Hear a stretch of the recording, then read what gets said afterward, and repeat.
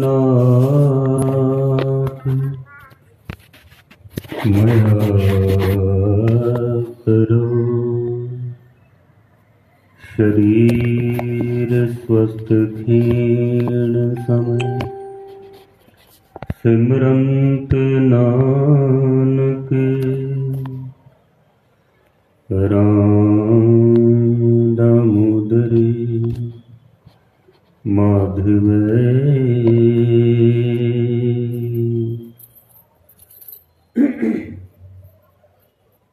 गुरु रूप सत्संग जियो। गुरु गोबिंद सिंह महाराज सच्चे पातशाह जी का पावन प्रकाश पुरब हम मना रहे हैं। कुछ विचार आपके सन्मुख रख सकूं उससे पहले 10वें पातशाह की बख्शिश की हुई पावन पवित्र फतेह सनिमर प्रवान करनी। वाहिगुरु जी का खालसा वाहिगुरु जी की फतेह।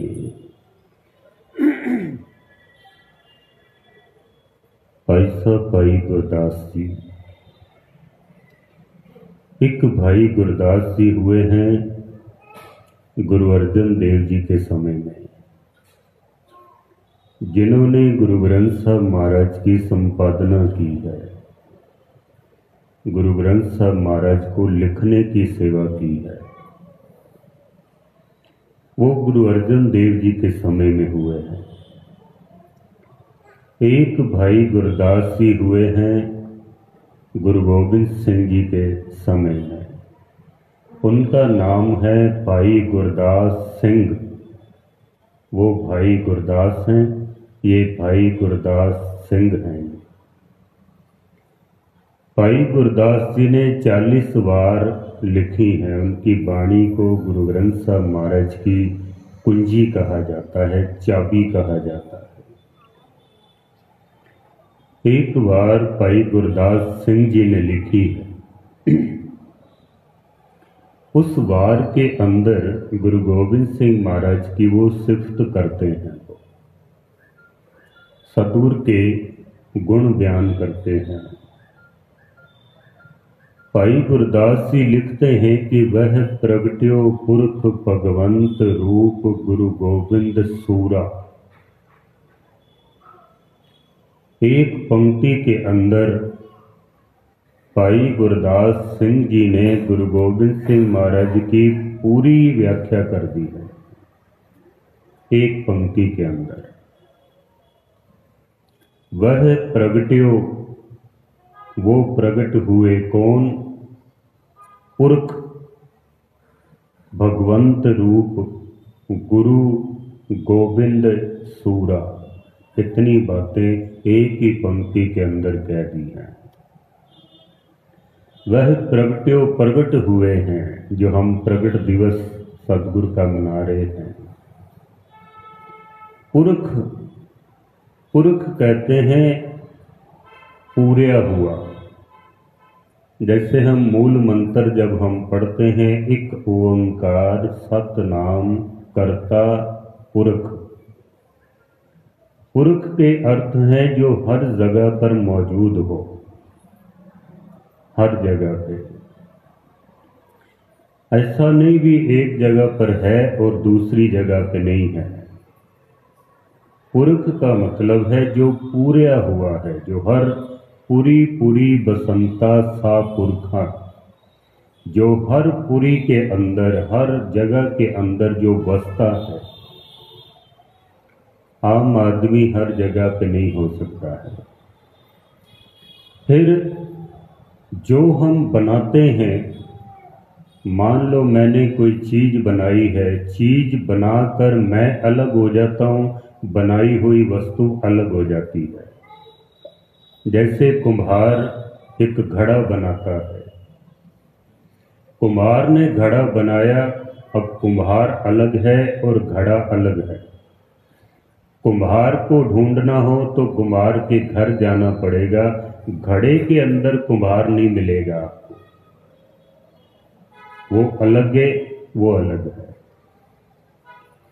जैसे किसी मिस्त्री ने मकान बनाया है तो मकान अलग है, मिस्त्री अलग है। बनाकर मिस्त्री पता नहीं कहाँ चले जाते हैं। बनाने वाला अलग है, बनाई हुई वस्तु अलग है। लेकिन जो पूरा हुआ है, जो पूरन है, जो पुरख है, उसने जो कुछ भी बनाया है हर वस्तु के अंदर वो मौजूद है। हर वस्तु के अंदर। दुनिया की ऐसी कोई चीज नहीं है जिसके अंदर परमात्मा ना हो। ऐसी कोई चीज नहीं है। ए जग सच्चे की है कोठड़ी, सच्चे का विचवास। परमात्मा ने अगर संसार बनाया है तो संसार के अंदर परमात्मा मौजूद है। ऐसा नहीं भी संसार अलग है और परमात्मा अलग है, ऐसा नहीं है।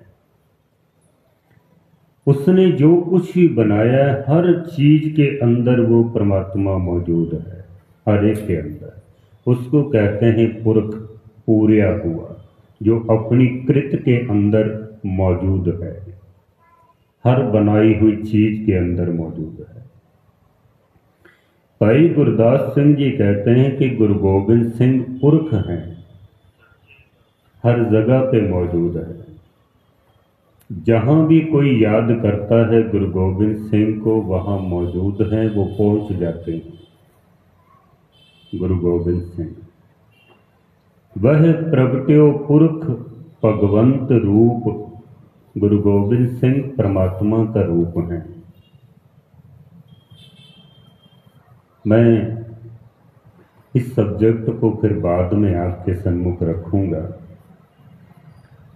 जिनकी नज़र पहुंची गुरु गोबिंद सिंह महाराज तक, उन्होंने देखा कि गुरु गोबिंद सिंह कोई आम व्यक्ति नहीं है, वो परमात्मा का रूप है। वो वैसे गुरु गोबिंद सिंह महाराज कहते हैं कि मैं हूँ परम पुरख को दासा, देखण आयो जगत तमाशा।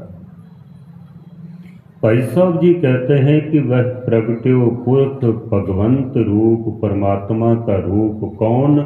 गुरु गोविंद सूरा। सूरा कहते हैं शूरवीर को। भाई गुरदास जी कहते हैं कि गुरु गोबिंद सिंह एक ऐसे शूरवीर संसार के अंदर आए हैं जिनके जैसा दूसरा संसार में कोई नहीं है, जिसके अंदर इतने गुण हो।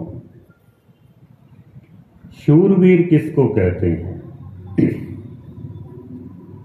शूरवीर के अंदर कौन कौन से गुण होने चाहिए, या हम शूरवीर किसे कहेंगे? कौन कौन से गुण किसके अंदर मौजूद हों जिसे हम शूरवीर कह सकें? गुरु गोबिंद सिंह महाराज का जीवन, गुरबाणी ने जितने शूरवीर के गुण हमें बताए हैं ना, मैं एक एक पंक्ति आपके सामने रखूंगा और हर पंक्ति के ऊपर गुरु गोबिंद सिंह का जीवन पूरा मुकम्मल उतरता है, कोई कमी नहीं है एक एक पंक्ति के ऊपर, क्योंकि गुरबाणी हमारा मूल है। गुरबाणी के ऊपर जो चीज पूरी उतरती है वो चीज हमारे लिए एक प्रत्यक्ष प्रमाण है। वो गुरबाणी के अंदर एक पंक्ति आती है, गुरु अर्जन देव जी महाराज का शब्द है, मैं फिर दोहरा दूं कि शूरवीर के अंदर कौन कौन से गुण होने चाहिए। शूरवीर किसे कहते हैं? गुरबाणी कहती है कि सो सूरा वरियाम, जिन विचों दुष्ट अहंकरण मारे। उस व्यक्ति को शूरवीर कह सकते हैं जिसने अपने अंदर से अहंकार को मार दिया। उस व्यक्ति को शूरवीर कह सकते हैं जिसने अपने अंदर से अहंकार को मार दिया हो। अहंकार को मारना बड़ा मुश्किल काम है। अहंकार नहीं मरता। अहं का मतलब क्या होता है? अहं मैं, अहंकार। गुरु नानक सच्चे पातशाह जी कहते हैं कि दुनिया का सबसे बड़ा रोग है तो वो अहंकार का है। हमें दीर्घ रोग है। दीर्घ कहते हैं कि बड़ा रोग, इससे बड़ा कोई रोग नहीं है। हमें दीर्घ रोग है। हमें का रोग संसार के अंदर सबसे ज्यादा है। इसके रोगी बहुत मिलते हैं। हमें का मतलब है कि मैं हूं तो कुछ भी नहीं है, बस इतनी बात है। मैं हूं तो कुछ नहीं है। आदमी जब भी बोलता है तो उसकी मैं उसके अंदर से बाहर निकलती है। जब भी बोलता है मैं ये कर सकता हूँ, मैं ये करूँगा, मैंने ये किया है, मेरे सिवाय इसको कोई नहीं कर सकता है। आदमी यही कहता है मैं हूं तो कुछ भी नहीं है। दूसरे को आदमी कुछ समझता ही नहीं। कबीर साहब कहते हैं कि आपस को दीर्घ कर माने औरन को लग मात, मनसा बाचा कर्म ना हो देखे दोजक जात। कबीर साहब कहते हैं कि जो आदमी अपने आप को पूरा अक्षर समझता है और दूसरे को छोटी छोटी मात्रा समझता है, आपस को दीर्घ कर माने। दीर्घ बड़ा कहते हैं। औरन को लग मात, लगा मात्रा छोटी होती है। कबीर साहब कहते हैं कि मनसा बाचा कर्म ना हो देखे दोजक जात। जो आदमी दूसरे को कुछ समझता नहीं है वो आदमी मैं नरकों में जाते हुए देखता हूँ। भगत कबीर साहब ऐसा कह रहे। जो अपने आप को कुछ समझता है, दूसरे को कुछ समझता ही नहीं है, बस मैं ही मैं हूँ। गुरुद्वारे में हम आए हैं सत्संगत करने का, बाणी पढ़ने का, कथा कीर्तन सुनने का। एक ही लाभ है, मैं अंदर से मिट जाए और तू का अंदर प्रकाश हो जाए। ये मूल लाभ है हमारा। मैं अंदर से मिट जाए, सत्संगत करने का यही लाभ है। अगर मैं नहीं मिटी तो समझ लेना कि अभी सत्संगत का असर नहीं हुआ है। कर तो रहे हैं हम, लेकिन असर नहीं है। मैं जिस दिन मिट जाएगी, कि विद्वान कहता है कि मिटा दे अपनी हस्ती को, अपने आप को मिटा दो। मिटा दे अपनी हस्ती को अगर किछ मर्तबा चाहे, कि दाना खाक में मिलकर गुलो गुलजार होता है। मिट्टी के अंदर अगर एक अनाज का दाना हम डाल दें, वो अनाज का दाना अगर कहे कि मैं अपने आप को मिटाऊंगा ही नहीं, वो कभी भी पेड़ नहीं बन सकता है। जिस दिन वो बीज मिटेगा उस दिन एक बड़ा दरख्त बनेगा, उसको फल लगेंगे, फूल लगेंगे, लोगों को छाया मिलेगी। जिस दिन बीज मिट जाएगा, जब तक बीज बीज रहेगा वो कभी भी दरख्त नहीं बन सकता है। जिस दिन मिटेगा एक दरख्त बन जाएगा। जब तक हमारे अंदर मैं है तब तक हम मैं ही रहेंगे। जिस दिन मैं मिट गया ना, उस दिन आदमी इतना बड़ा हो जाएगा जितना बड़ा परमात्मा है। जितना बड़ा परमात्मा की जितनी हस्ती है ना, इसीलिए तो कहा है कि संत राम में भेद किछ नाही, एक जन कई में लाख करोड़ी। एक संत जब अपने अंदर से मैं को मिटा देता है वो फिर परमात्मा का रूप हो जाता है। जैसे हम बरसी मना रहे हैं अभी 25-26 श्रीमान संत बाबा थारिया सिंह जी को, जिन्होंने अपनी मैं को मिटा दिया। आज लाखों लोग उनको याद करते हैं। क्यों करते हैं? सिर्फ इसलिए करते हैं क्योंकि परमात्मा का रूप हो गए हैं। उनकी मैं अंदर से मिट गई है। गुरबाणी कहती है कि जब तक अंदर मैं मौजूद है, जब हम होते तब तू नहीं, अब तू ही मैं नहीं। जब तक परमात्मा मैं होता हूं तो फिर तू नहीं होता, जब तू होता है तो फिर मैं नहीं होता। एक ही चीज रह सकती है, या मैं रहूंगा या तू रहेगा। जब हम होते तब तू नाही, अब तू ही मैं नाही। हे परमात्मा, जब तक मैं होता हूं तो फिर तू नहीं होता, जब तू होता है तो फिर मैं नहीं होता। अब ये अपने अंदर हम झांक कर देखें भी, मैं है कि तू है। मैं अर्ज कर रहा था कि सत्संगत में हम आते हैं किस लिए, हमारी मैं मिट जाए, लेकिन यहाँ आकर हमारी मैं और बढ़ जाती है। यहाँ आके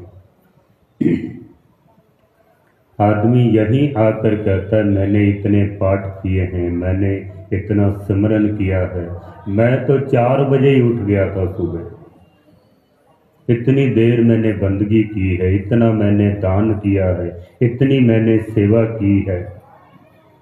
यहाँ आकर मैं हमारी और बढ़ जाती है, मैं हमारी मिट जानी चाहिए, लेकिन यहीं पर आकर हमारी मैं और बढ़ जाती है। मैं तो हैरान हो जाता हूँ जब कभी कोई गुरुद्वारे में 10 रुपए देता है ना, तो वो ग्रंथी सिंह से कहता है कि मेरे नाम की अब अरदास करना, जोर से मेरा नाम बोलना, ताकि लोगों को पता चले कि 10 रुपए मैंने दिए हैं, लोगों को पता चले। यहाँ तो बहुत अच्छा माहौल है, यहाँ मैंने नहीं देखा ऐसा, लेकिन बहुत सारे गुरुद्वारों में ना 3-3 लिस्टें पकड़ी रखते हैं ज्ञानी सिंह बेचारे, 3-3 लिस्टें, 50-50 नाम उसमें होते हैं। अरदास की पंक्तियां चाहे छूट जाए तो कोई बात नहीं है, लेकिन किसी का नाम नहीं छूटना चाहिए, क्योंकि अगर किसी का नाम रह गया ना तो अरदास के बाद फिर ग्रंथी सिंह की शामत आ जाती है कि मैंने इतना कुछ दिया और तूने मेरा नाम ही नहीं लिया। अरदास एक ऐसी चीज है जो बहुत ही एकाग्रता के साथ करने वाली है। महाराज तो कहते हैं कि अरदास अगर दिल से हो जाए ना तो तत्क्षण के अंदर, 1 सेकंड के अंदर हमारी अरदास कबूल हो जाती है। दिल से जो बात निकलती है असर रखती है, पर नहीं ताकते परवाज मगर रखती है।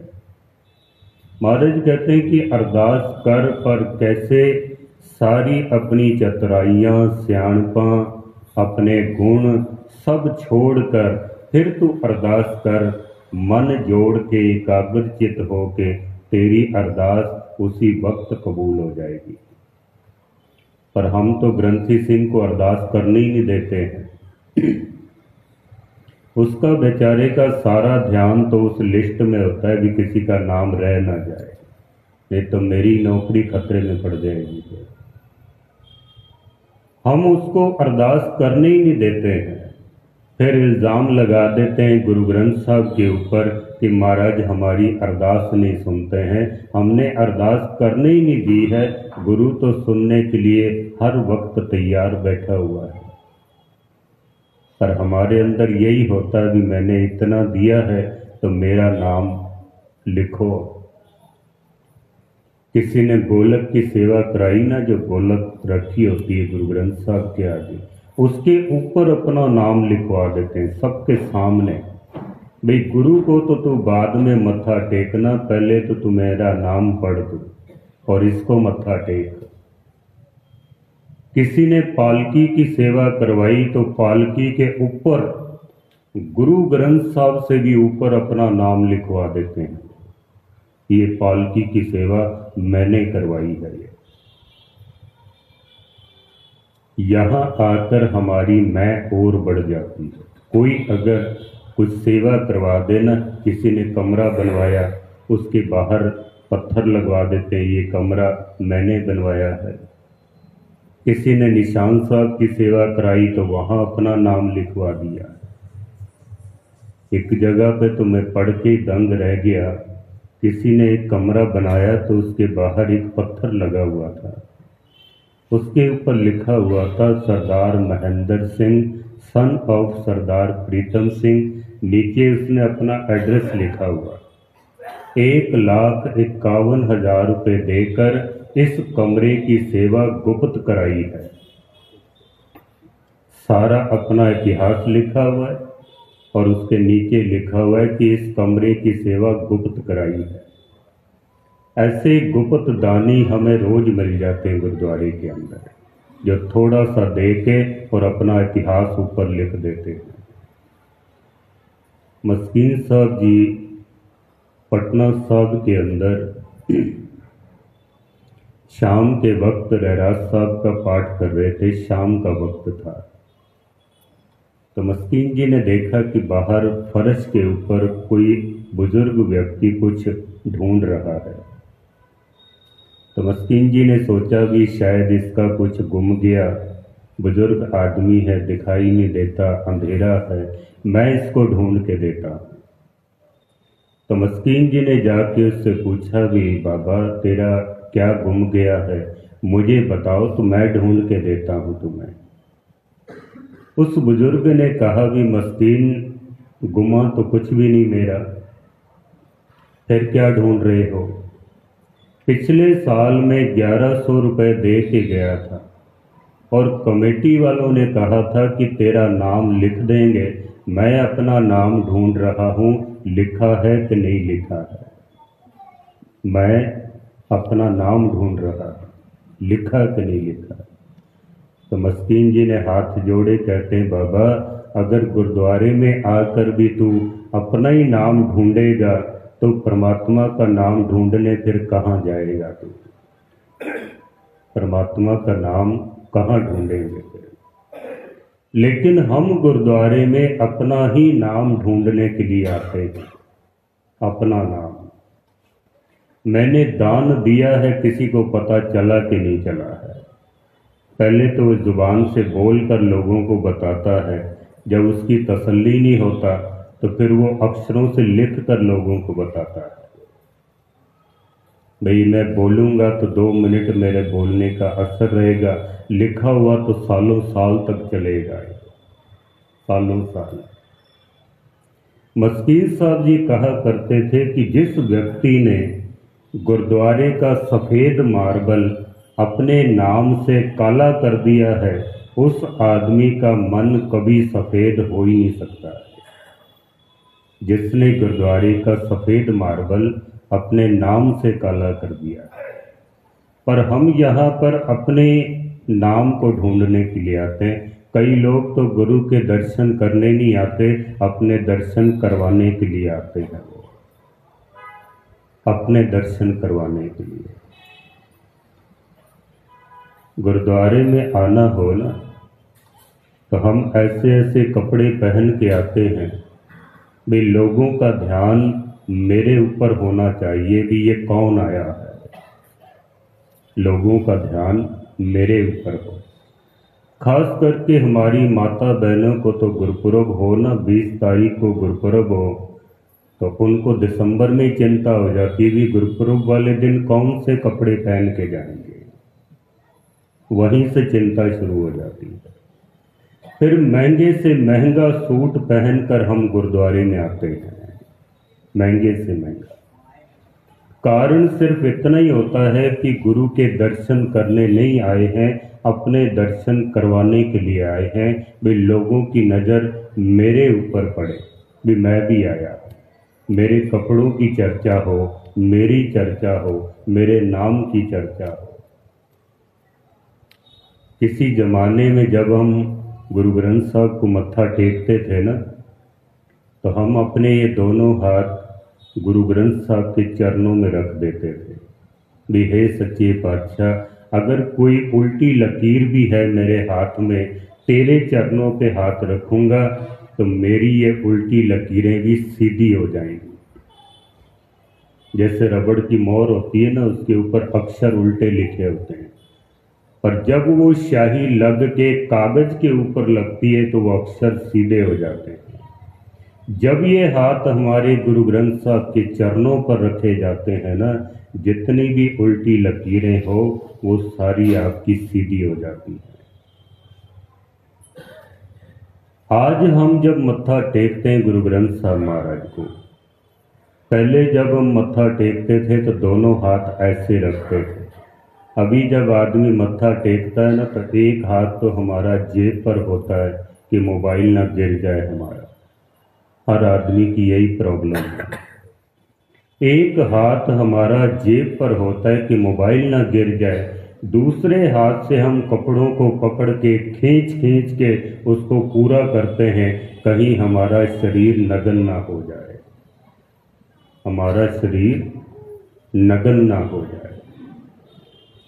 एक गरीब आदमी के कपड़े फटे हुए हैं, उसका तन नगन होता है, बेचारे की मजबूरी है, वो क्या करे, उसके पास पैसे नहीं है, तन के कपड़े फटे हुए हैं।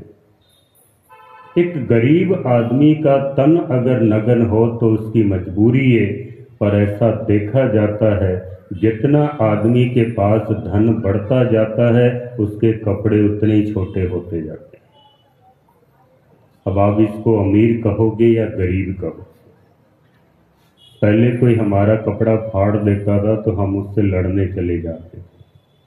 आजकल तो आदमी खुद ही फाड़ फाड़ के डिजाइन बना रहा है उसकी। पता नहीं एक अजीबो गरीब से कार्टून बन के रह गए हैं हम। गुरु नानक सच्चे पातशाह कहते हैं कि सत्संगत के अंदर अगर तेरे कपड़े देखकर किसी का मन भटक जाए तो तेरे पहने हुए कपड़े पाप का कारण बन जाते हैं। बाबा होर पहनन खुशी खुआर, जित पहनदे तन पीड़िए, मन में चले विकार। ऐसे कपड़े जिनको देखकर किसी का मन भटक जाए, गुरु नानक सच्चे पातशाह कहते हैं तू सत्संगत में आके भी पापी है, तू यहाँ आके भी पापी है। कहना पड़ता है हमें, क्योंकि माहौल बहुत बिगड़ते जा रहे हैं, कपड़े दिन पे दिन छोटे होते जा रहे हैं, आगे पता नहीं कैसा समय आने वाला है, इसलिए थोड़ा चेताना पड़ता है हमें। सत्संगत में हम आते हैं अपने दर्शन कराने के लिए, गुरु के दर्शन करने नहीं आते हैं। यहाँ भी अपने नाम का चर्चा हो, मैंने इतना दान दिया है, मैंने ये किया है, मैं ये कर सकता हूँ, मैं ये कर सकता हूँ, तो कुछ भी नहीं है, सब मैं ही मैं हूँ बस।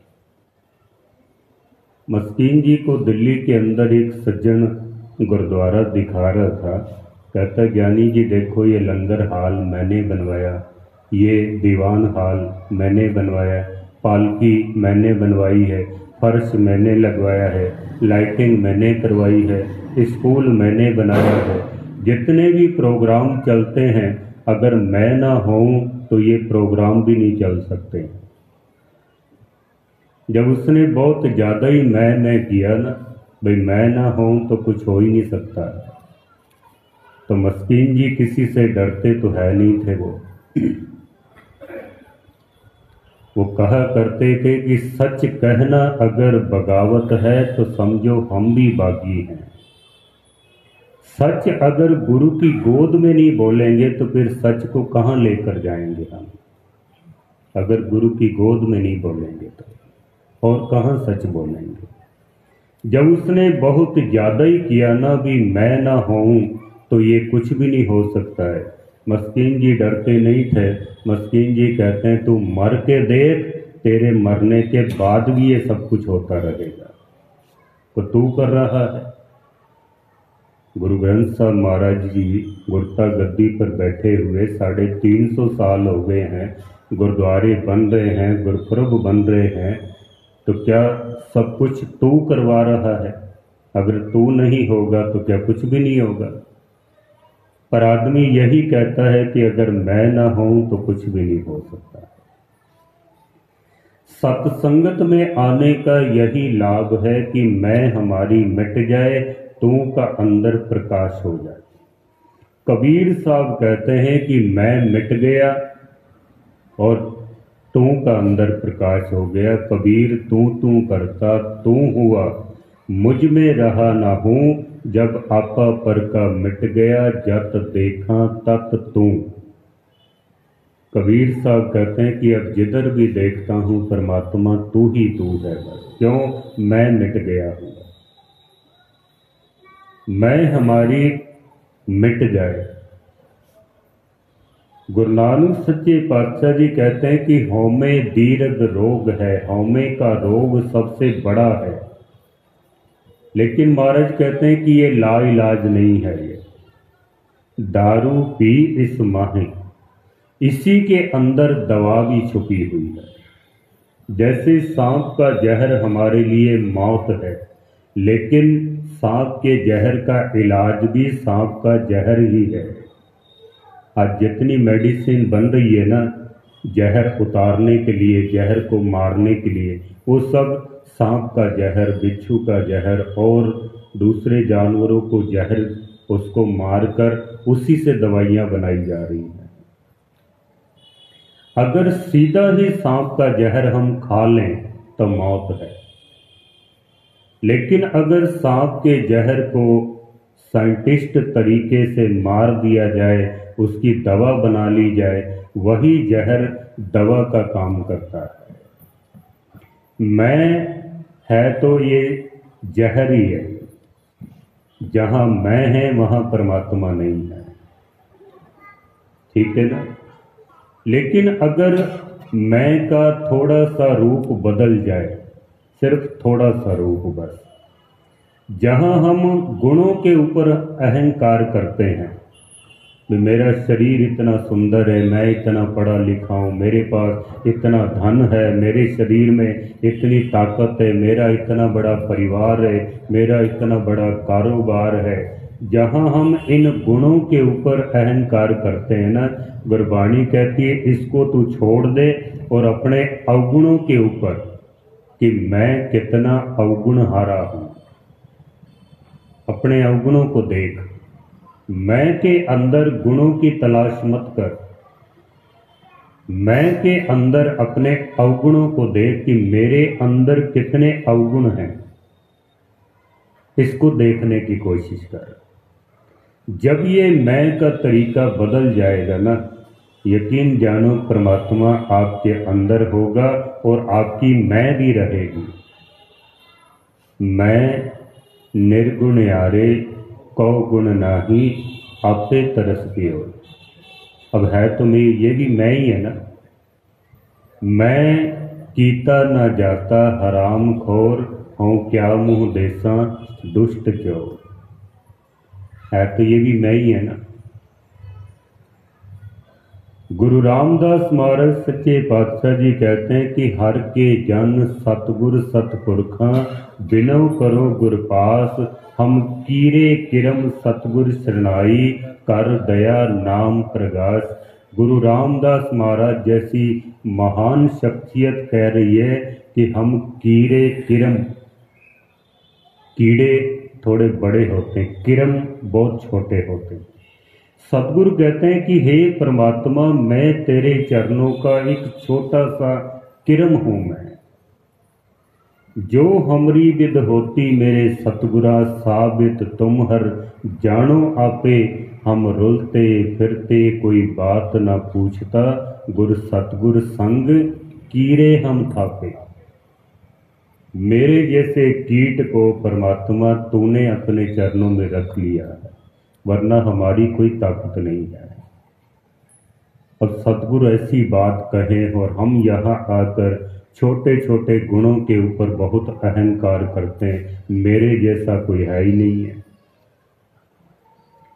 भाई साहब भाई गुरदास जी आगरा के अंदर सिक्खी का प्रचार करने के लिए गए थे। भाई गुरदास जी वहाँ उनको पता चला कि गुरु रामदास महाराज ज्योति ज्योत समा गए हैं। गुरु रामदास जी भाई साहब को जब पता चला तो उन्होंने मन बनाया भी जल्दी से अमृतसर साहब पहुंचना चाहिए, चल के देखें सतगुरु जी ज्योति जो समा गए हैं। तो भाई गुरदास जी चलने की तैयारी की है उन्होंने। जब वो आगरा से चले ना तो बहुत सारी संगत उनको छोड़ने आई, भाई साहब को बाहर तक छोड़ के आए। बाजार से जब निकल रहे थे तो संगत सतनाम वाहिगुरु का जाप कर रही थी। सड़क के दोनों किनारे पर लोगों की भीड़ इकट्ठी हो गई। सड़क के दोनों किनारों पर, किनारे पर खड़े हुए लोगों में से एक व्यक्ति ने दूसरे से पूछा कि ये कौन जा रहे हैं। जब कोई बाजार से निकलता ना इस तरह तो हम भी पूछते हैं कि यार कौन है ये, इतने मान सम्मान के साथ जा रहा है। तो किसी ने पूछा कि ये कौन जा रहे हैं। ये आवाज़ भाई गुरदास जी के कानों में पड़ गई और भाई साहब उसके पास चले गए और उससे जाके पूछते हैं कि अगर तू मेरे बारे में पूछ रहा है ना तो मुझसे पूछ, किसी और से मत पूछ। अगर तू मेरे बारे में पूछ रहा है तो मुझसे पूछ, किसी दूसरे से मत पूछ। क्योंकि हमारी दो तस्वीरें हैं, एक तस्वीर हमारी बाहर की है, एक तस्वीर हमारी अंदर की है। बाहर से तो तकरीबन हर आदमी संत बना हुआ है बाहर से, लेकिन अंदर से हम क्या हैं ये तो सिर्फ हम खुद ही जानते हैं, दूसरा कोई नहीं समझ सकता है। बाहर से हम देखने की कोशिश करते हैं आदमी अंदर से क्या है। ऐसी किसी के पास कोई आंख नहीं है कि सामने वाले व्यक्ति को देख सके कि ये अंदर से क्या है। इसलिए गुरबाणी कहती है कि कहीं धोखा मत खा जाना। गुरु गोविंद सिंह महाराज भी कहते हैं कि कहाँ भयो जो दो लोचन मूंद के बैठ रहो, बक ध्यान लगायो, नाथ प्रियो लिए सात समुद्रन, लोक गयो पर लोक गवाए। भी अगर कोई बैठा हुआ है आंखें बंद करके समाधि लगा के फकीरी चोला पहना हुआ है, इसका मतलब ये मत समझ लेना कि ये कोई संत है। हो सकता है अंदर से चोर हो, डाकू हो, कामी हो, क्रोधी हो। कबीर साहब ने भी कहा ना, गले जिना जप मालियां, लोटे हाथ ने बख, ते हर के संत न आकिए, बना रस के ठग। अगर फकीरी चोला पहना हुआ है, साधु संतों वाला भेष बनाया हुआ है, कहीं इनको साधु मत समझ लेना। हो सकता है कि ये कोई लुटेरा हो, कोई डाकू हो। मैं एक दिन अखबार में पढ़ रहा था, साइंटिस्टों ने इतना बारीक कैमरा बनाया है कि इंजेक्शन की सिरिंज में उस कैमरे को डालकर हमारे शरीर में भेज देते हैं। अंदर की तस्वीरें फिर वो खींच के बाहर भेजता है, कंप्यूटर में वो तस्वीरें आ जाती हैं। अंदर की तस्वीरें, बीमारियों का इस ढंग से वो पता लगा लेते हैं। मैं पढ़ के बड़ा हैरान हुआ भी, इतना बारीक कैमरा कि इंजेक्शन की सिरिंज से शरीर के अंदर जाकर अंदर की तस्वीरें खींच के बाहर भेज देता है। पर फिर मुझे ख्याल आया कि साइंस अभी भी बहुत दूर है। साइंस के पास ऐसा कैमरा ना तो कभी बना है ना कभी बनेगा जो हमारी अंदर की तस्वीर खींच सके कि ये आदमी अंदर से क्या है, चोर है कि डाकू है कि संत है कि भगत है।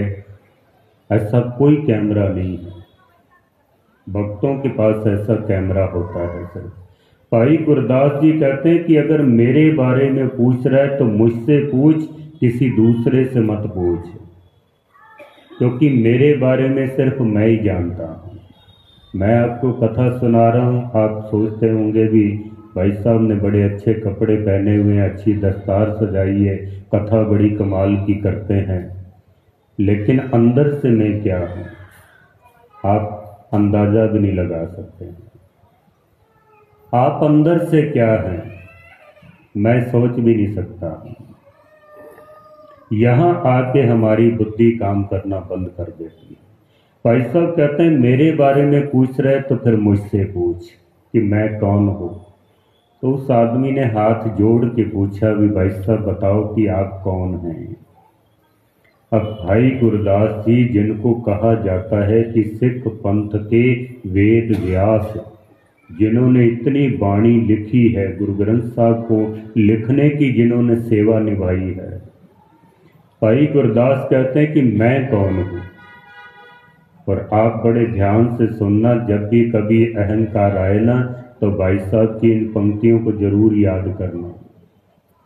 भाई साहब कहते हैं कि हूँ अपराधी गुनहगार, हूँ बेमुख मंदा, चोर यार ज्वार हूँ पर कर जो हंदा, निंदक दुष्ट हराम खोर, ठग देश ठगंदा, काम क्रोध मद लोभ मोह, अहंकार करंदा, विश्वास घाती अकिरत कण, मैं कोई न रखंदा।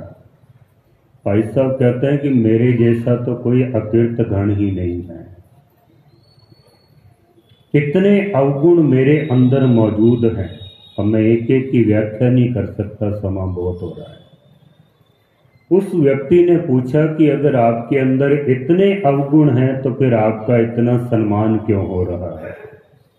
वे लोग पीछे चल रहे हैं, फूलों की बरखा हो रही है, सतनाम वाहिगुरु का जाप हो रहा है, और आप कह रहे हैं कि मेरे अंदर तो इतने सारे अवगुण हैं, गुण तो कोई है ही नहीं है। भाई गुरदास जी की आंखों में आंसू आ गए। भाई साहब कहते हैं कि तू पूछता है ना कि मेरा इतना सम्मान क्यों है। भाई साहब कहते हैं कि गुरु और रामदास महाराज सच्चे बादशाह ने मेरे शीश के ऊपर अपना हाथ रख दिया है। सिमर मुरीदा टाटियां सतगुरु बख्शंदा, ये तो गुरु रामदास महाराज की कृपा है कि जिन्होंने मेहर भरा हाथ मेरे शीश पे रखा और मेरे जैसे अवगुण हारे मनुष्य का इतना मान सम्मान हो गया है, वरना मेरे अंदर इतने अवगुण हैं। हम छोटे छोटे गुणों के ऊपर अहंकार करते हैं। मैं को मारना बड़ा मुश्किल काम है, मैं मरती नहीं है। आदमी ना चाह के भी जब कोई काम करता है ना, तो चाहे वो पंक्तियां तो पढ़ता है भी, तू करता सचियार मेंढा साईं, करन करावन सबना का एको, पर धीरे से पीछे कह भी देता है कि ये सब मैंने किया है। मैं हमारी बाहर निकल जाती है। हम गुरु गोविंद सिंह महाराज का प्रकाश पुरब मना रहे हैं। सो सूरा बरियाम जिन विचों दुष्ट अहंकरण मारिया, उस व्यक्ति को शूरवीर समझ लो जिसने अपने अहंकार को मार दिया है। अहंकार को मारना बड़ा मुश्किल काम है। गुरु गोविंद सिंह महाराज सच्चे पातशाह जी के जीवन में मैं कहीं भी दिखाई नहीं देती है। अब सतगुरु का जीवन पढ़ के देखो ना, अगर मैं सतगुरु ने की भी है तो यही कहा है कि मैं हूँ परम पुरख को दासा, मैं तो उसका दास हूँ, मेरे अंदर तो कोई गुण ही नहीं है। सतगुरु जी की वाणी आप पढ़ते हैं जाप साहब, जाप साहब के अंदर हर सवैये के ऊपर लिखा हुआ है त्व प्रसाद तेरी कृपा, मेरा कुछ नहीं है, ये सब तेरी कृपा है। कबियो बाज बेनती चौपई, मैं तेरे दर का एक छोटा सा कवि हूँ और ये बेनती के रूप में चौपाई उच्चारण कर रहा हूँ। गुरु नानक सच्चे पातशाह जी कहते हैं कि हाँ आपको बोल न जानदा, मैं कहिया सब हुक्माओ जियो। मैं कुछ नहीं बोला हूँ, जो परमात्मा ने बुलवाया है वही शब्द मेरे अंदर से निकले हैं, मैं कुछ भी नहीं बोला हूँ। गुरु अर्जन देव जी महाराज भी कहते हैं कि बेशुमार अथाह अगनत अतोले, ज्यों बुलावो त्यों नानक दास बोले। गुरु गोविंद सिंह महाराज भी कहते हैं कि श्री असपान कृपा तुमरी कर, मैं न कहो सब तो ही बखाए। मैंने तो कुछ किया ही नहीं है। 14 युद्ध लड़े हैं सतगुरु ने, लेकिन सच्चे पातशाह ने एक बार भी ये नहीं कहा कि ये युद्ध मैंने जीता है, एक बार भी नहीं। हर युद्ध जीतने के बाद सतगुरु की जुबान से एक ही शब्द निकलता है कि ये जो फतेह है ना, ये परमात्मा की दी हुई है, मेरी नहीं है। ये गुरु गोविंद सिंह महाराज ऐसी शूरवीर, भंगाणी के अंदर जब आप पांवटा साहब जाते हो ना, तो वहाँ भंगाणी का मैदान है। गुरु गोविंद सिंह महाराज ने वहाँ भी युद्ध लड़ा है। 22 धार के राजे, 22 धार कहते हैं पहाड़ी राजाओं को, जहाँ पर 22 धाराएं बहती थी, उनकी अलग अलग छोटी छोटी रियासतें थी। गुरु गोविंद सिंह महाराज से इसलिए नफरत करने लग गए थे क्योंकि गुरु गोविंद सिंह महाराज ने उन लोगों को जिनको समाज में जीने का कोई हक नहीं था, गुरु गोविंद सिंह महाराज ने उनको बादशाह बना दिया था। वो इसलिए चिढ़ गए थे। एक दिन गुरु गोविंद सिंह महाराज समझकर 22 धार के राजाओं ने चारों तरफ से घेरा डाल लिया। उन्होंने सोचा भी शायद गुरु गोविंद सिंह को घेर लिया है, लेकिन वो गुरु गोविंद सिंह नहीं थे। वो था कवि हंसराम। कवि हंसराम ने गुरु गोविंद सिंह को एक कविता सुनाई थी। महाराज इतने प्रसन्न हुए, एक कविता के बदले में सतगुरु ने 60,000 सोने की मोहरें थैली में डाल के और उसकी गोद में डाल दी। महाराज एक कविता के बदले में सिर्फ 60,000 सोने की मोहरें। आज इतना मान सम्मान नहीं होता कवियों का या रागी प्रचारकों का जितना होना चाहिए। एक सतगुरु ने उसको सबसे कीमती घोड़ा दिया। उस घोड़े को भी सोने चांदी से श्रृंगार किया हुआ था। एक महाराज ने हाथी दे दिया। इतना धन उसके पास। महाराज ने सोचा कहीं रास्ते में कोई इसको लूट ना ले, तो महाराज ने 100 सिखों को भी साथ में भेज दिया, वे इसको घर तक छोड़ के आओ, रास्ते में कोई इसको लूट ना ले। फिर महाराज ने सोचा भी ये मामूली कवि नहीं है, ये गुरु गोविंद सिंह के दरबार का कवि है। तो जब ये बाजार से निकले तो शानो शौकत के साथ निकले। महाराज ने आगे एक नगारची को भी रख दिया। अब आगे नगाड़ा बजता जा रहा है, पीछे कवि हंसराम। कवि हंसराम की दाढ़ी बहुत लंबी थी, शीश पर दस्तार सजाता था, ऊपर कलगी भी लगाता था। घोड़े के ऊपर बैठा हुआ, पीछे हाथी, हाथी के पीछे 100 गुरु के सिख। हंसराम ने सोचा भी शायद गुरु गोविंद सिंह जा रहे हैं। उन्होंने चारों तरफ से घेर लिया। हंसराम भी समझ गया भी इनको बहुत बड़ी भूल हुई है। मुझे गुरु गोविंद सिंह समझ रहे हैं, मैं गुरु गोविंद सिंह तो हूँ नहीं, कहीं ऐसा ना हो कि खामखा मारा जाऊं मैं। तो उसने कहा पहले एक कविता सुन लो, अगर जरूरत पड़ी तो फिर शस्त्र भी चला लेंगे हम। उसने एक कविता सुनाई है।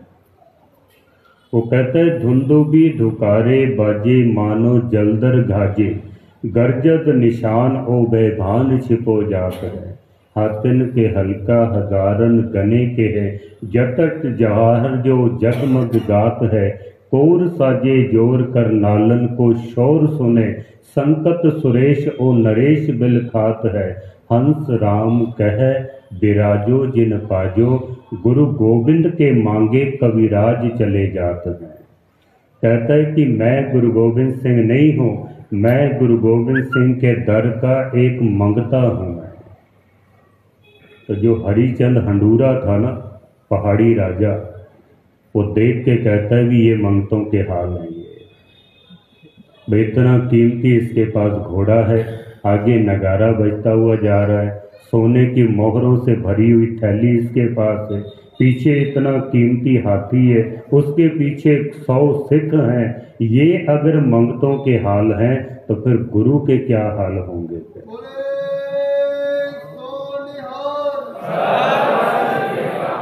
अगर ये मंगते के हाल हैं तो उसने हंस राम को तो जाने दिया, भी इसको जाने दो यहाँ। एक दिन गुरु गोविंद सिंह महाराज शिकार के लिए निकले थे। सिर्फ 40 सिख महाराज के साथ में थे, 40 सिख।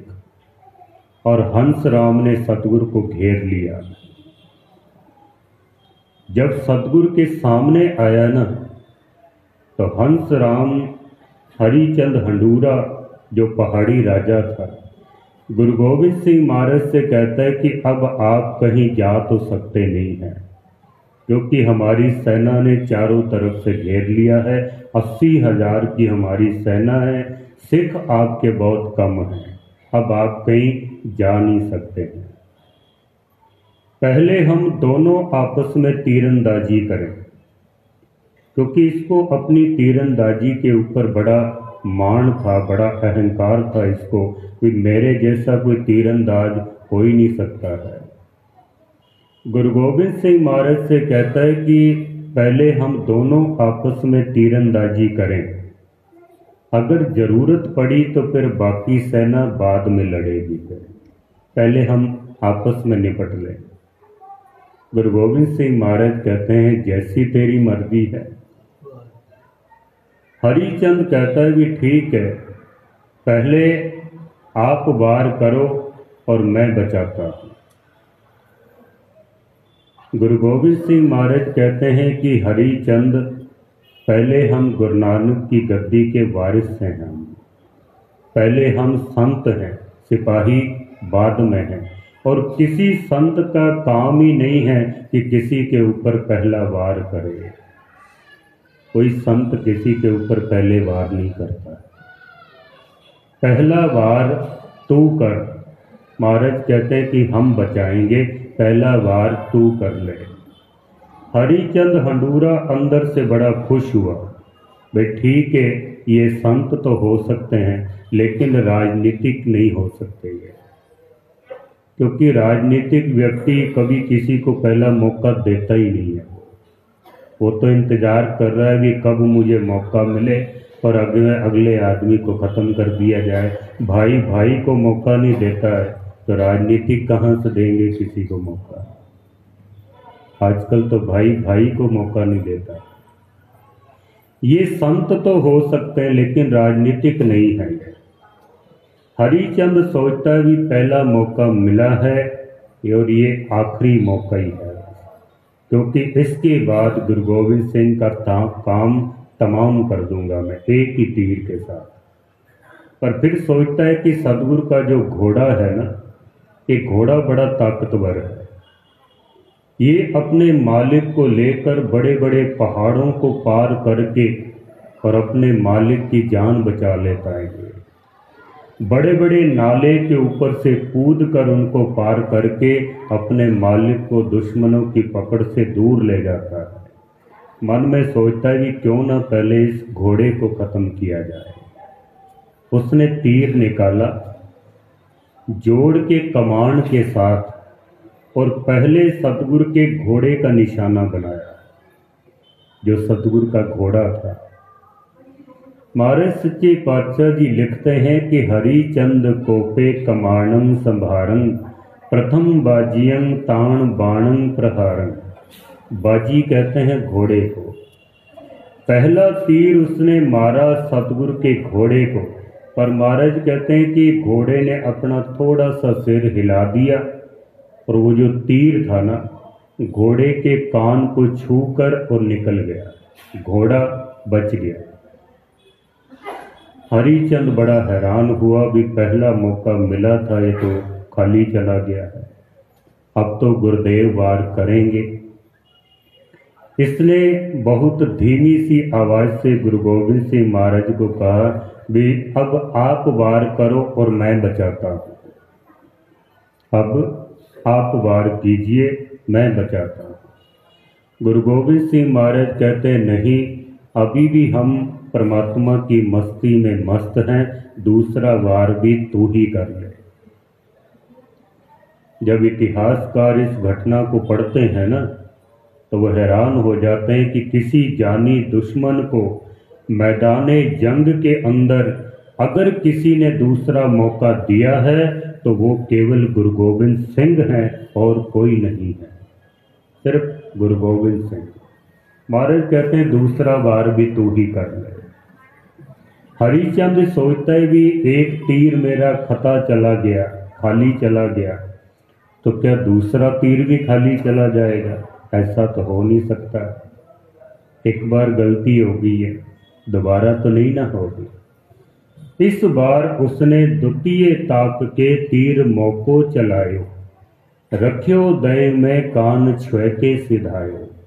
गुरु गोविंद सिंह महाराज कहते हैं कि दूसरा तीर उसने हमारा निशाना बनाकर और दूसरा तीर चलाया, लेकिन तीर हमारे पास आते आते महाराज कहते हैं थोड़ा सा ऊंचा हो गया और हमारे कान के पास से निकल गया।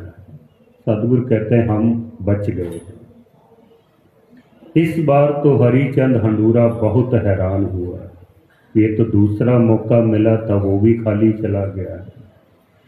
गुरु गोविंद सिंह महाराज से कहते हैं महाराज अब आप वार करो तो मैं बचाता हूँ। गुरु गोविंद सिंह महाराज कहते हैं कि तीसरा वार भी तू ही कर ले। किसी को तीसरा मौका देना ये केवल गुरु गोविंद सिंह का काम है, किसी और का नहीं है। कई लोग ऐसे मूर्ख हैं आज इस दुनिया में जो गुरु गोविंद सिंह महाराज के ऊपर सवाल उठाते हैं कि गुरु तो संत होता है, उनको क्या जरूरत पड़ गई थी शस्त्र उठाने की, तलवार उठाने की, तीर उठाने की, उनको क्या जरूरत पड़ गई? लेकिन वो इतिहास पढ़ते नहीं हैं। गुरु गोविंद सिंह महाराज का जीवन अगर आप पढ़ के देखो तो महाराज कहते हैं कि शस्त्र चलाना मेरी मजबूरी है, मेरा शौक नहीं है। भला चारगी दरमिया आमदम व तदबीरो तीरो तुफंग आमदम। महाराज कहते हैं कि मेरी लाचारगी है कि मुझे शस्त्र उठाने पड़ते हैं, मेरा शौक नहीं है ये।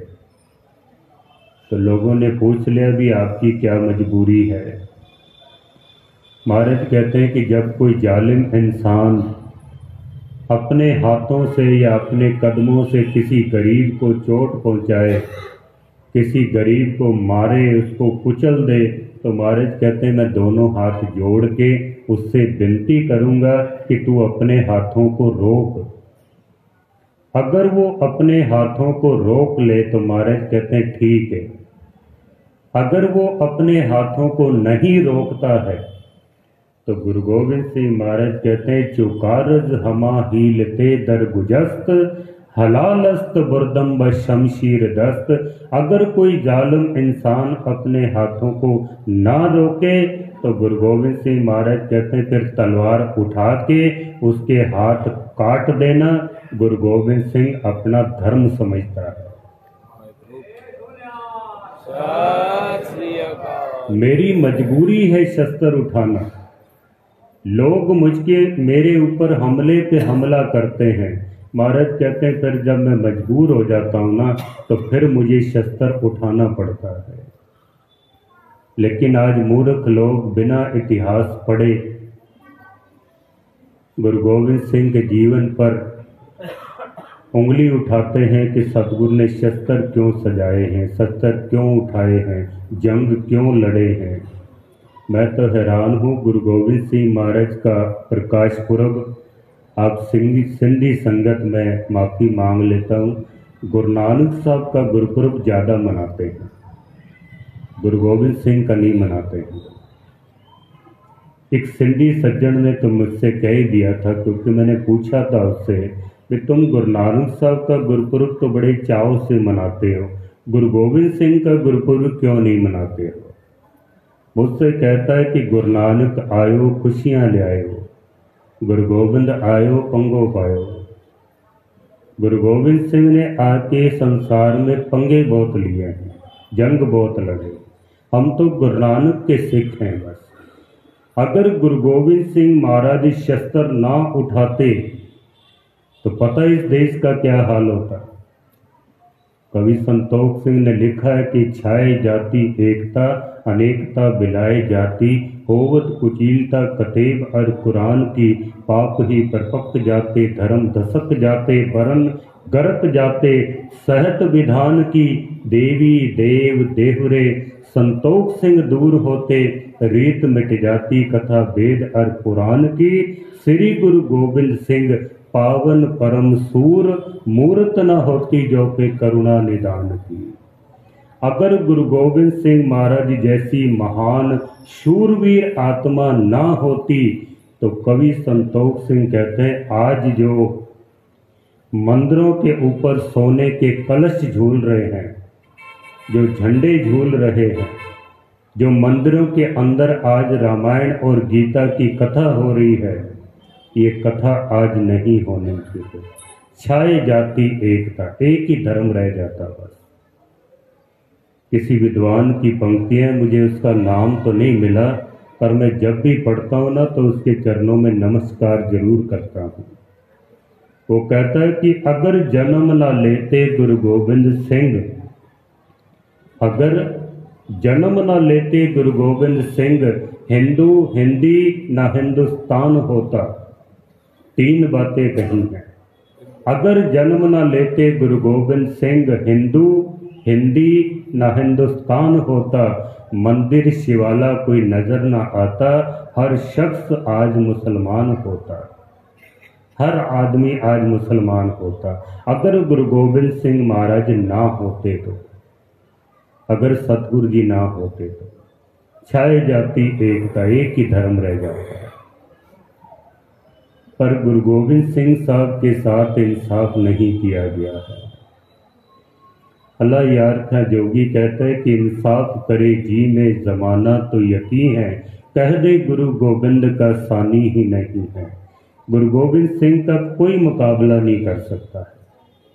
अगर इंसाफ के तराजू में तोल कर देखा जाए तो गुरु गोविंद सिंह जैसा दूसरा कोई नहीं है, गुरु गोविंद सिंह जैसा। लेकिन ये कहता है कि गुरु गोविंद सिंह के साथ हमने इंसाफ नहीं किया है, ना अपनों ने किया ना बेगानों ने किया है। गुरु गोविंद सिंह महाराज का प्रकाश पुरब और गुरु तेग बहादुर साहब का शहीदी पुरब सिखों से ज़्यादा हिंदुओं को मनाना चाहिए, क्योंकि अगर गुरु तेग बहादुर साहब अपने खून को ना डोलते तो आज जो हिंदू भाइयों के माथे पर तिलक लगा हुआ है ना, ये माथे का तिलक आज ना होता। अगर गुरु तेग बहादुर साहब महाराज अपने श्वासों की डोरी को ना तोड़ते तो आज जो हिंदू भाइयों के गले में जनेऊ की डोरी है ना, ये जनेऊ की डोरी ना होती है।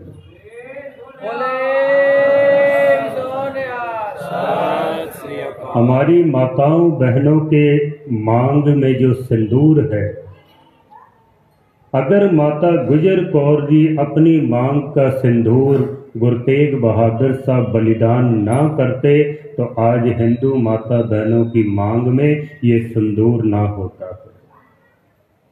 अगर गुरु तेग बहादुर साहब ना होते तो, अगर गुरु गोविंद सिंह साहब अपने पिता को कुर्बान ना करते, हिंदुस्तान के लाखों बच्चों के सिर से उनके बाप का साया उठ जाता, लाखों बच्चों के। लेकिन जिस गुरु ने इतनी बड़ी कुर्बानी की है, हमने उसके साथ इंसाफ नहीं किया है। जिस गुरु ने, चलो मैं दो पंक्तियां आपको श्रवण कराता हूँ। एक शायर हुए हैं डॉक्टर मोहम्मद इकबाल, उन्होंने एक गीत लिखा था, सारे जहां से अच्छा हिंदुस्तान हमारा, हम बुलबुले हैं इसके ये गुलिस्तान हमारा। जब आज़ादी के फंक्शन होते हैं ना तो इस गीत को बड़े ज़ोर शोर से गाया जाता है, इसको कौमी तराना बना दिया है। उसने लिखा था इस गीत को, वो हिंदुस्तान से बहुत प्रभावित हुआ था वो, कि सारे जहां से अच्छा हिंदुस्तान हमारा।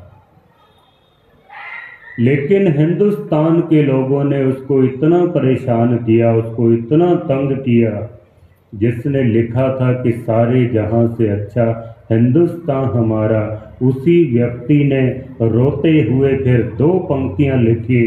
वो कहता है कि मुद्दतें हुई हैं रंजो गम सहते हुए, शर्म सी आती है इस वतन को वतन कहते हुए।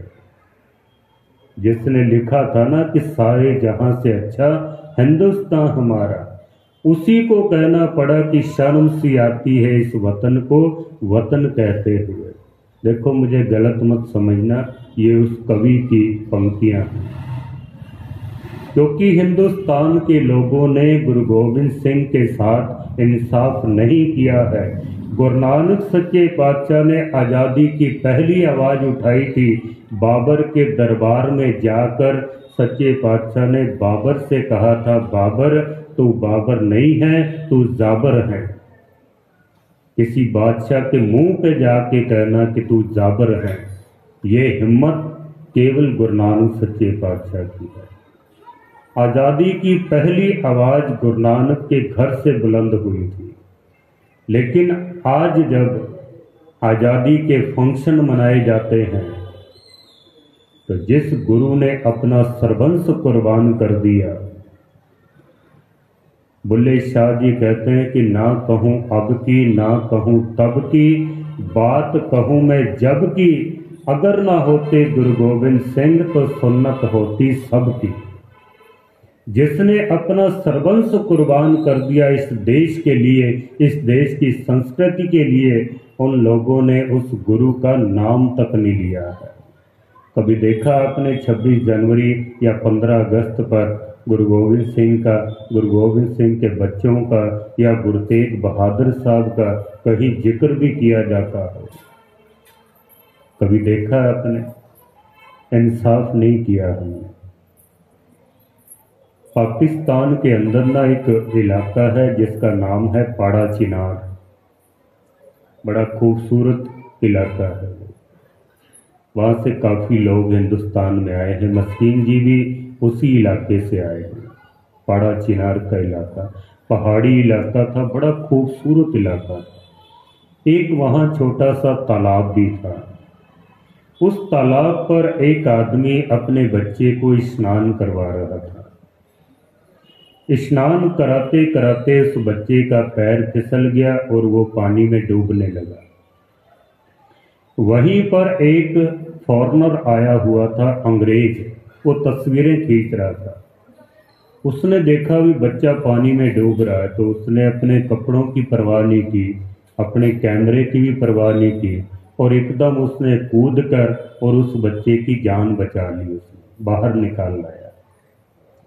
जिसका वो बच्चा था, उसने बच्चे को गले से लगाया, उसको प्यार किया, उसका हाथ पकड़ा और वो चल दिया वहां से। अंग्रेज बड़ा हैरान हुआ। पास में खड़े थे ज्ञानी हरि सिंह जी, जो मस्कीन जी के गुरु नानक पब्लिक स्कूल के हेड मास्टर थे। ज्ञानी हरि सिंह जी ने उस अंग्रेज से पूछा भी, तूने बड़ा अच्छा काम किया, एक डूबते हुए बच्चे को तूने बचाया है, फिर तेरे माथे के ऊपर ये लकीरें क्यों हैं? चिंता किस बात की है? काम तूने बहुत बढ़िया किया है।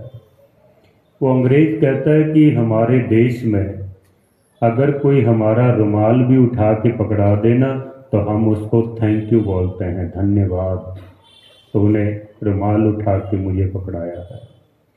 कहता है मैंने इसके बच्चे को बचाया, अपने कैमरे की परवाह नहीं की, अपने कपड़ों की मैंने परवाह नहीं की, इसके बच्चे को निकाल कर लाया हूँ अपनी जान पर खेल कर, पर उसने अपने बच्चे से तो प्यार किया है, लेकिन मुझे दो शब्द धन्यवाद के भी नहीं बोले, इसने थैंक यू भी नहीं कहा।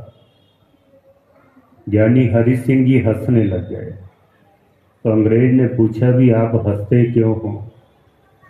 ज्ञानी हरि सिंह जी कहते हैं कि तूने इसके बच्चे को बचाया और तू चाहता है कि ये तेरा धन्यवाद करें। इस देश के लोग वो लोग हैं जिस गुरु ने इस देश के लिए अपना सर्वंस कुर्बान कर दिया, इस देश के लोगों ने उस गुरु का धन्यवाद नहीं किया।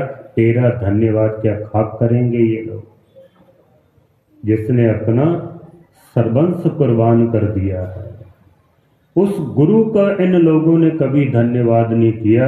लोग उंगली उठाते हैं गुरु गोविंद सिंह के ऊपर कि गुरु को तलवार उठाने की क्या जरूरत थी। अगर गुरु तलवार ना उठाता तो आज जो हमारे देश में आज़ादी है, ये आज़ादी हमारे पास नहीं होनी चाहिए।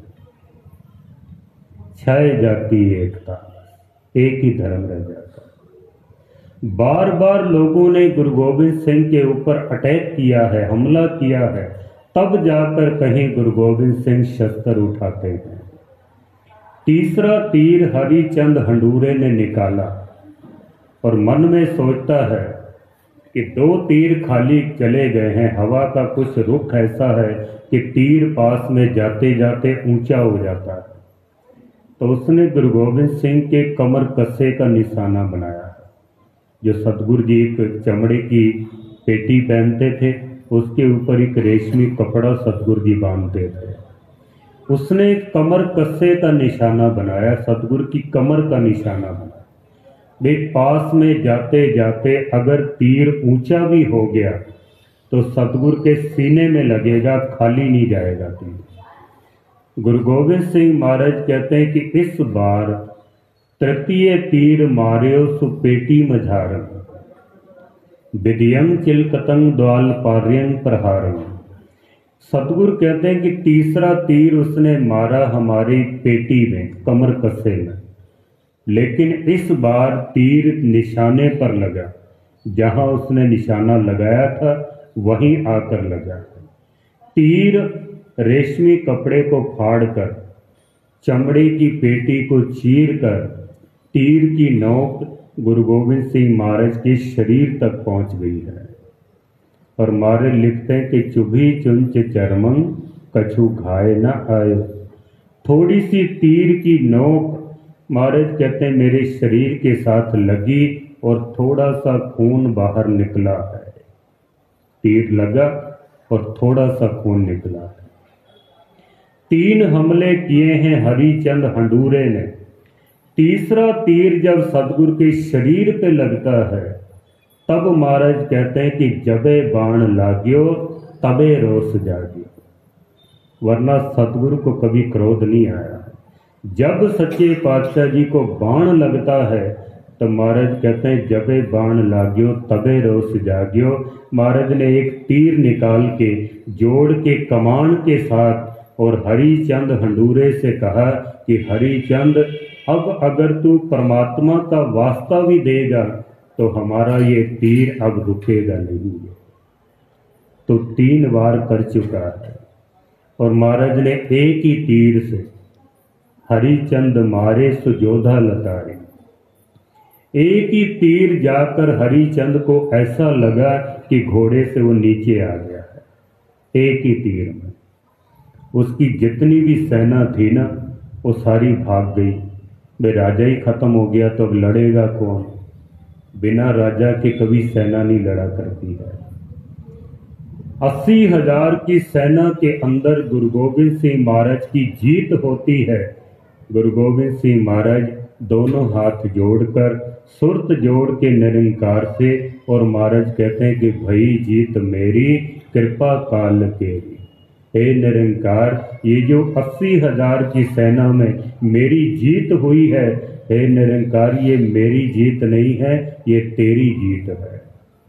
जब सतगुरु जी अपने महलों में आए ना तो सिखों ने आके कहा महाराज आपकी बड़ी जीत हुई है, कमाल कर दिया आपने। गुरु गोविंद सिंह महाराज कहते हैं मेरी जीत नहीं है। सिखों ने कहा महाराज फिर किसकी जीत है? गुरु गोविंद सिंह महाराज कहते हैं कि ये जीत है वाहिगुरु जी का खालसा, वाहिगुरु जी की फतेह। ये खालसा भी वाहिगुरु का है और जो फतेह मिली है वो फतेह भी वाहिगुरु की है, मेरी फतेह नहीं है। सतगुरु के जीवन में अहंकार कहीं भी दिखाई नहीं देता है। 100 सूरा वरियाम जिन विचों दुष्ट अहंकरण मारिया, जिसने अपने अंदर से अहंकार को मार लिया। गुरबाणी कहती है कि वही सबसे बड़ा शूरवीर है, और वो शूरवीर हैं गुरु गोबिंद सिंह। बाकी विचार कल आपको श्रवण कराऊंगा। आओ कुछ समा, क्योंकि वाहिगुरु गुरु मंत्र है, जप हमें खोई। अहंकार ने को मारने का सबसे बढ़िया तरीका है, वो है वाहिगुरु मंत्र का सिमरन। आओ 2-4 मिनट हम सिमरन करें। धुन में ध्यान, ध्यान में जानिया गुरमुख अकथ कहानी। धुन बनाकर उसमें अपने ध्यान को जोड़कर सिमरन करें, फिर परमात्मा के हमें दर्शन होंगे। पता है मंदिरों के ऊपर बड़े बड़े गुंबद क्यों बनाए जाते हैं? जिन्होंने बनाए ना उनको भी पता नहीं है, क्योंकि मैंने पूछा था एक कारीगर से, भाई तुम ये इतने बड़े गुंबद बना रहे हो, ये किस लिए होते हैं? फिर जो मंदिर बनवा रहा था मैंने उससे भी पूछा भी ये इतने बड़े गुंबद क्यों बनाए जाते हैं मंदिरों के ऊपर? कहते पता नहीं, लोगों ने बनाए, हम भी बना रहे हैं। दरअसल गुंबद इसलिए बनाए जाते थे कि मंदिर के अंदर जो परमेश्वर के नाम की जो आवाज है ना, वो उसमें गूंजती है, उसकी एक धुन बनती है। उस धुन में जब ध्यान जुड़ जाता है ना, तो फिर परमात्मा की प्राप्ति होती है। जिस दिन धुन में ध्यान जुड़ेगा, इसलिए जब भी सिमरन करो ना, तो बड़ी शांति के साथ, बड़े प्यार के साथ सिमरन करना चाहिए। आजकल जैसे स्टेजों पे सिमरन कराते हैं ना, पूरी स्टेज ही हिला के रख देते हैं। बच्चे तो बेचारे कहीं डर ही जाते हैं, पता नहीं भूत ही प्रकट ना हो जाए बीच में। किसी की दस्तार खुल जाती है, किसी के कपड़े कहीं चले गए, उसको सिमरन नहीं कहते हैं। हर का बिलोवना बिलोवो मेरे भाई, सहज बिलोवो जैसे तत ना जाए। सहज अवस्था में जल्दी जल्दी करोगे तो जल्दी थक जाओगे। अगर सहज में करोगे, जैसे श्वास अगर हम तेज तेज लेंगे तो थक जाएंगे, श्वास और उखड़ जाएंगे। पर दिन भर श्वास चलते रहते हैं, हम थकते ही नहीं है। क्यों नहीं थकते? क्योंकि एक सहज अवस्था में वो अपने आप चल रहे हैं। ऐसी सहज अवस्था में आओ 2-4 मिनट हम सिमरन करें, फिर उपरंत समाप्ति है। बहुत बहुत धन्यवाद। आप बहुत टिक कर श्रवण करते हो। मेरा जी तो नहीं करता कि मैं समाप्ति करूं, पर ये जो गला है ना, ये थक जाता है। सद्गुरु मेहर करें, आपका प्यार ऐसा ही गुरु से बना रहे। आओ 2-4 बार। वाहे गुरु वाहे गुरु वाहे गुरु वाहे गुरु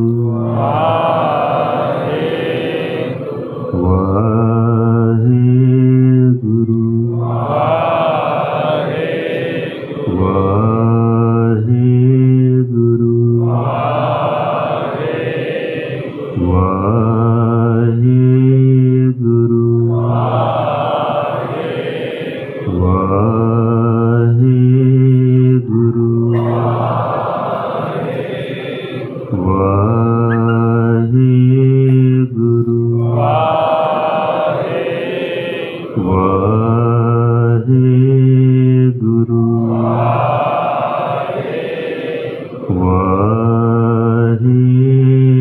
गुरु वाहे गुरु वाहे गुरु वाहे गुरु वाहे गुरु वाहे गुरु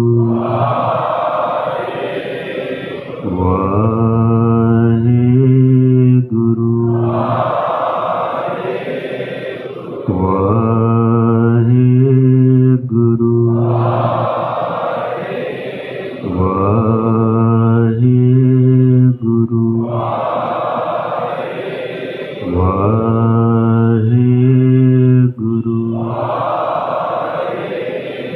वाहेगुरु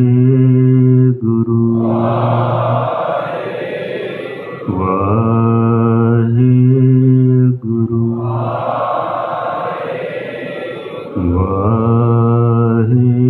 वाहेगुरु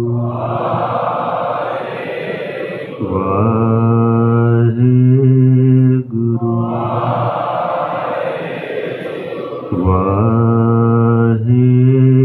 वाहेगुरु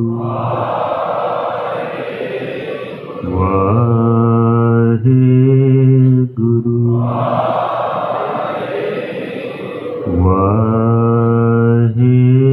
वाहेगुरु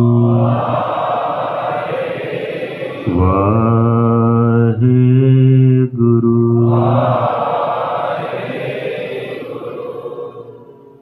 इस तरह से आप रोजाना अमृत वेले थोड़ी देर जरूर करें।